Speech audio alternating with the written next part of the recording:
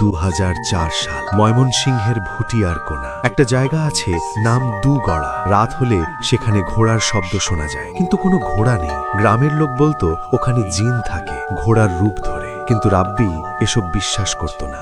এক অমাবস্যার রাতে রাব্বি বাইরে যায়, ঠিক তখনই শোনা যায় টগবগ টগবগ। ধান ক্ষেতের মাঝ দিয়ে এগিয়ে আসে এক লম্বা সাদা ছায়া, পাশে ঘোড়ার মতো কিছু একটা, চোখ দুটো লাল আগুনের মতো জ্বলছে। হঠাৎ একটা বিকট হুইসেল, আর ছায়াটা ছুটে যায় রাব্বির পাশ দিয়ে। সেদিনের পর রাব্বি আর আগের মতো ছিল না, কথা কম, চোখ স্থির। ডাক্তার বলল শরীরে কোনো রোগ নেই। হুজুর বললেন ও রোগ না, ওর সামনে জিন প্রকাশ পেয়েছিল। 1 সপ্তাহের মধ্যেই রাব্বির মৃত্যু হয়। মরার আগে শুধু বলে ওরা মানুষ না, ওরা জিন।